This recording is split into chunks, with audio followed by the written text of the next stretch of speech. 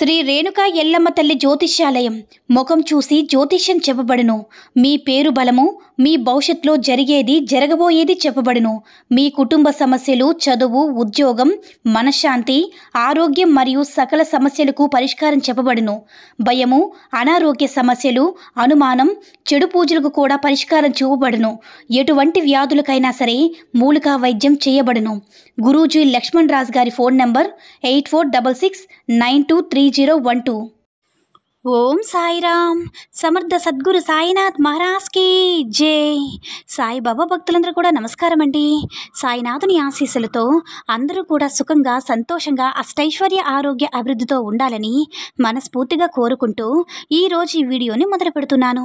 ఈరోజు వీడియో ఏంటంటే, తల్లి మే 23 ఉదయం 11:11 ఊహకందన గొప్ప శుభవార్త, తొందరగా వినిబిడ్డ అని మన బాబాగారైతే ఈరోజు మనకి అద్భుతమైనటువంటి సందేశాన్ని అయితే అందించారండి. మరి మన బాబాగారు ఈరోజు మనకి ఎలాంటి సందేశం అందించాలి అనుకుంటున్నారో ఆయన మాటల ద్వారానే విందాము. ఆయన మాటలు వినే ముందుగా ఈ వీడియో కనుక నచ్చినట్లయితే మరికొంతమంది అమ్మవారి భక్తులకు రీచ్ అయ్యేలా షేర్ చేసి లైక్ చేయండి. అలాగే మన ఛానల్ని ఎవరైనా మొదటిసారిగా చూస్తున్నట్లయితే తప్పకుండా సబ్స్క్రైబ్ చేసుకుని మాకు కొంచెం సపోర్ట్ చేయండి. మరి మన బాబాగారి సందేశం ఏంటంటే, బిడ్డ నేను చెప్పేది ఏ మాత్రం కూడా నిర్లక్ష్యం చేయకుండా నా మీద భక్తి శ్రద్ధలతో, ఓర్పు సహనంతో, శ్రద్ధా సబూరితో నువ్వు విన్నావంటే ముందు రాబోయే కష్టం నుంచి నువ్వు బయటపడే అవకాశం నీకు కలుగుతుంది తల్లి. రాబోయే కష్టం ఏమిటో తెలుసుకుని నువ్వు జాగ్రత్త పడ్డావంటే నీకు ఎటువంటి కష్టం రాకుండా ఉంటుంది. లేదంటే ముందు ముందు పోలీస్ కేసులు, లేదంటే కోర్టు కేసులు అంటూ చాలా పెద్ద పెద్ద గొడవలయ్యే అవకాశం ఉంటుంది బిడ్డ. దానివల్ల నువ్వు చాలా సతమతమైపోతావు. అటువంటి పరిస్థితి రాకుండా నీకు నేను ఏం చెప్తున్నానో ఒక్కసారి వినిబిడ్డా అని మన బాబాగారు ఒక చిన్న కథ ద్వారా అయితే తన యొక్క సందేశాన్ని తెలియచేయాలనుకుంటున్నారండి. మరి ఆ కథ ఏంటో మనందరం కూడా మన బాబాగారి మాటల్లోనే విందాము. ఒక ఊరిలో మనలాగే ఒక బాబా భక్తుడు ఉన్నాడు. ఆయన కూడా మనలాగే బాబాగారంటే చాలా ఇష్టం, అలాగే చాలా భక్తి కూడా. కాకపోతే ఆయన చేసిన ప్రతి దాంట్లో కూడా అపనమ్మకంతో ఎక్కువగా ఉండేవాడు. అయితే దానివల్ల బాబాగారు ఎంత మంచి అవకాశం ఇచ్చినా సరే ప్రతి అవకాశాన్ని కూడా ఇది జరగదేమో, ఇది ప్రయత్నిస్తే అసలు అవుతుందా అవ్వదేమో, దీన్ని అసలు ప్రయత్నించడం ఎందుకు, జరగలేదానికి ఆశపడ్డం ఎందుకు అని ఆ విధంగా ఆలోచించి వచ్చిన అవకాశాలన్నీ కూడా విడిచిపెట్టుకుంటూ ఉండేవాడనమాట. అతను చాలా బాగా మంచిగా చదువుకునేవాడనమాట. ఎంతో కాలం ఉద్యోగం గురించి అయితే చాలా ప్రయత్నాలు అయితే చేసేవాడు. చాలా ప్రయత్నాలు చేసేవాడు. కానీ కొన్ని ఉద్యోగాలు వచ్చి, అంటే ఆ ఉద్యోగాలు ఏంటంటే జీతం తక్కువ, అంటే శాలరీ తక్కువ రావడంతో ఇది వద్దు, ఇది నాకు సరిపోదు, ఈ డబ్బు నాకు సరిపోదు, ఇంకా ఎక్కువ డబ్బు రావాలి, ఇంకా ఉన్నత స్థాయిలో ఎదగాలని, అందరి దగ్గర మంచి పేరు తెచ్చుకోవాలని, అందరికంటే ఎక్కువ డబ్బులు సంపాదించాలి అనేటటువంటి కోరిక అనేది ప్రతి ఒక్కరికి కూడా ఉండడం సహజమే కదండి. కానీ మనం ఎక్కువగా సంపాదించాలి, అందరికంటే ఎక్కువగా సంపాదించాలి, అన్నీ కొనుక్కోవాలని ప్రతి ఒక్కరికి కూడా ఉంటుంది. అలాగే ఇతను కూడా ఇటువంటి ఆశ అయితే ఉందన్నమాట. కానీ ఒక్కరు మర్చిపోతున్నారు, బాబాగారు మనకి ఎంతో ఇష్టం కదా, భక్తి కూడా ఉంది. కానీ బాబాగారు చెప్పిన కొన్ని విషయాలు కూడా మర్చిపోతున్నారు. అదే తను చేసిన పోరాటం అన్నమాట. అదేంటంటే బాబాగారు చెప్పినట్టుగానే మనల్ని వెతుక్కుంటూ వచ్చిన ఏ ఉద్యోగాన్నైనా సరే వదిలిపెట్టద్దని మన బాబాగారు అప్పటికప్పుడు తెలియజేస్తూ ఉన్నారనమాట. అది చిన్నదైనా పెద్దదైనా సరే నిజాయితీగా చేసిన ఏ పనైనా సరే జీవితానికి ఒక దారి చూపిస్తుందన్నమాట. మన భవిష్యత్తుకి ఒక పునాది అని మన బాబాగారు ఎప్పటికప్పుడు కూడా మనకి ఈ యొక్క మంచి మాటని ఇప్పుడు కూడా మనకి చెప్తూ ఉన్నారు. కానీ మనం ఏమిటంటే మనం ఒక్కొక్కసారి అది మర్చిపోయి మనకు వచ్చే డబ్బులు సరిపోవు, ఇంకోటి ఏదైనా ఎక్కువగా తెస్తే ఎక్కువ డబ్బులు ఉంటుందేమో, పెద్ద ఉద్యోగం వస్తే దానికి ఎక్కువ జీతం వస్తుందేమో అని ఆశపడుతూ ఉంటాము. కానీ అలాగే కూడా ఆయన కూడా అలాగే చేసేవాడు అనమాట. మంచి అవకాశాలు ఎన్ని వచ్చినా కూడా వదులుకునేవాడు. తక్కువ జీతమని పెద్ద జీతం కోసం ఎంతగానో అతను ప్రార్థించేవాడు. కానీ అతనికి ఎక్కడ కూడా ఉద్యోగం అనేది దొరకలేదు. ఇంకా ఇంట్లో పరిస్థితి చూస్తూ ఉంటే తనకి చాలా బాధ కలుగుతూ ఉంటుంది.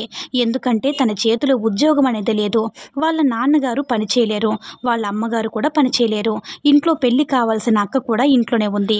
రోజు భోజనం చేయడానికి కూడా వాళ్ళకి చాలా ఇబ్బందిగా ఉండేదన్నమాట. ఈ పరిస్థితులన్నీ కూడా చూసి అతను ఎక్కువ జీతం కోసం, అంటే ఎక్కువ జీతం వచ్చే ఉద్యోగం కోసం ఆశపడేవాడు.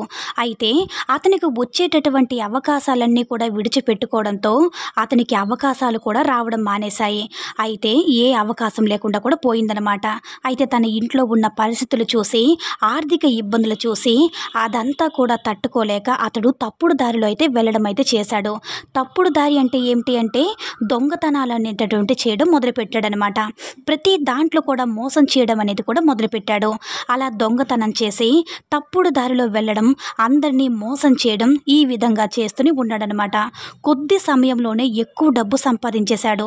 అంటే చాలా ఎక్కువ డబ్బును సంపాదించేవాడనమాట. వాళ్ళ అక్క పెళ్లి కూడా చేసేశాడు. మంచి ఇల్లు కొనుక్కున్నాడు, కారు కొనుక్కున్నాడు. ఇక జీవితం మొత్తం కూడా బాగుంది, మనకి ఇదే సరైన మార్గం అని అనుకున్నాడనమాట. ఆ సమయంలోనే ఇంకొక మంచి ఉద్యోగం కూడా వచ్చింది. తన కోరుకున్నట్టుగానే మంచి జీతం వచ్చేలాగా, మంచి నెల శాలరీ వచ్చేలాగా మంచి ఉద్యోగం అయితే, అతని చదువు తగ్గ ఉద్యోగం అయితే వచ్చింది. అయితే అంత మంచి ఉద్యోగం వచ్చినా సరే అతడు ఆ ఉద్యోగాన్ని విడిచిపెట్టేశాడు. ఎందుకంటే దానికన్నా ఎక్కువగా ఈ తప్పుడు మార్గంలో వెళ్తూ ఉంటే ఎక్కువ లాభం వస్తుంది కదా, ఇందులోనే ఎక్కువ ధనం వస్తుంది కదా అని మంచి ఉద్యోగాన్ని కూడా అతడు విడిచిపెట్టేశాడు. అలా విడిచిపెట్టిన తర్వాత కొంతకాలం ఏంటంటే అక్కడ చుట్టుపక్కల ఉన్న వాళ్ళందరూ కూడా వీళ్ళని చూసి ఆశ్చర్యపోయారు.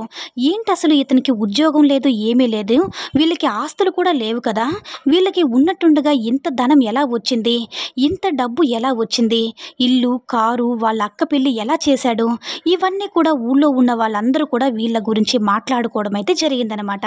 వీళ్ళంటే పడిన వారు వీళ్ళ ఎదుగుదలను చూసి మాకు ఏదో డౌట్గా ఉంది, ఇతనికేమో ఉద్యోగం లేదు, ఇంట్లో వాళ్ళు ఏ పని చేయలేరు, వీళ్ళ పూర్వీకుల ఆస్తి కూడా వీళ్ళకి లేదు, ఉన్నట్టుండగా వీళ్ళకి ఇంత డబ్బు ఎలా వచ్చిందా అని పోలీస్ కంప్లైంట్ ఇచ్చారు.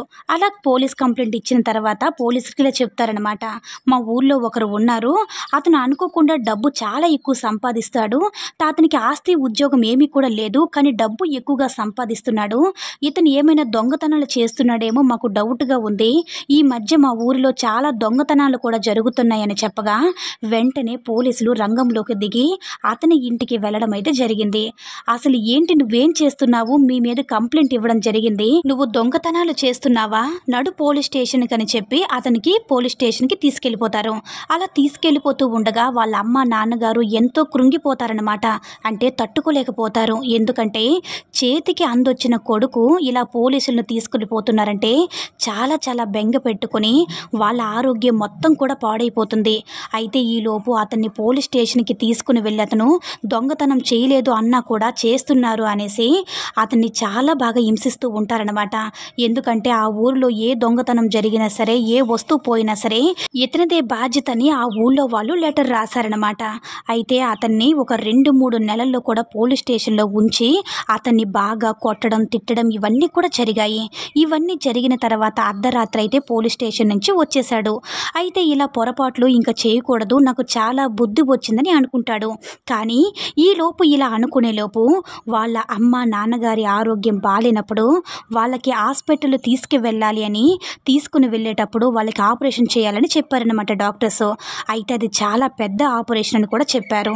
తనకున్న ఇల్లును కూడా అమ్మేశాడు, కారును కూడా అమ్మేశాడు, ఇంట్లో ఉన్న బంగారాన్ని అంతా కూడా అమ్మేసి తన తల్లిదండ్రులకైతే మంచిగా బాగు చేయించుకుంటాడనమాట. అంతా కూడా బాగానే ఉంది. తర్వాత మళ్ళీ ఉద్యోగానికి వెళ్ళి ఎన్ని విధాలుగా ప్రయత్నించినా కూడా ఎక్కడ ఉద్యోగం అనేది అతనికి దొరకలేదు. ఎందుకంటే నువ్వు దొంగవు కదా, నువ్వు పలానా ఊరిలో దొంగ అని ముద్రపడ్డావు, మా ఆఫీస్లో జాయిన్ అయితే కనుక ఇంకేమైనా నువ్వు చేస్తావు, మా దగ్గర ఉన్నవన్నీ కూడా వేరే కంపెనీ కూడా లీక్ చేస్తావు, కాబట్టి నీకు ఎక్కడ కూడా ఉద్యోగం అనేది రానే రాదు అని ఈ విధంగా అవమానిస్తూనే ఉండేవారన్నమాట. ఇదంతా కూడా చూసి తట్టుకోలేకపోయారు. కానీ అనుకోకుండా ఊరిలో కొన్ని దొంగతనాలనేవి జరగడం జరిగింది. ఎవరో చేశారు కానీ ఇతను మాత్రం చేయలేదు. కానీ ఆ ఊరిలో ఏ దొంగతనం చేసినా ఈయన మీదకే వస్తుందని చెప్పడంతో మళ్ళీ పోలీసులు వచ్చి ఇతన్ని తీసుకువెళ్ళడం జరిగింది. ఇదంతా చూసి తను చేసిన తప్పేంటో తను తెలుసుకున్నాడు. నేను బాబాగారంటే నాకు చాలా ఇష్టం. నేను ఎంతో భక్తిగా నమ్ముతాను. బాబాగారు నాకు ఎన్నో విధాలుగా ఎన్నో మంచి మార్గాలు చూపించారు. నేను అవన్నీ కూడా నాకు దురాశతో నా జీవితాన్ని నా చేతులారే నేను నాశనం చేసుకున్నాను.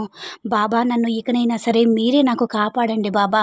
ఇక మీరు తప్ప వేరే దిక్కు ఎవరు లేరు బాబా. నేను చేసిన తప్పు నేను తెలుసుకున్నాను బాబా. ఇటువంటి పొరపాటు నేను ఎప్పుడు కూడా చేయను బాబా అని అనుకున్న తర్వాత 2-3 రోజుల తర్వాత అయితే ఒక ఉద్యోగం అతన్ని వెతుక్కుంటూ వస్తుందన్నమాట. అంటే అతను ఏ ఉద్యోగం గురించి అయితే అంటే ఎలాంటి ఉద్యోగం అయితే అతను చేయాలని ఆశపడ్డాడో అదే విధమైనటువంటి ఉద్యోగం అయితే అతన్ని వెతుక్కుంటూ వచ్చిందనమాట. ఆ ఉద్యోగం ఎలా వచ్చిందంటే ఎవరు పంపించారు ఏంటో తెలియదు కానీ ఒక కంపెనీ నుంచి అయితే వస్తూ ఉంటుందన్నమాట. ఆ కంపెనీ ఓనర్ ఎవరైతే ఉన్నారో ఆ ఓనర్కి బాబా గారి కలలో కనిపించి ఇతన్ని ఉద్యోగంలో పెట్టుకోమన్నట్టుగా అతనికి కలలో బాబా గారు చెప్పడం అయితే జరిగిందనమాట. అందుకే అతనికి మంచి ఉద్యోగం అనేది వెతుక్కుంటూ వచ్చింది.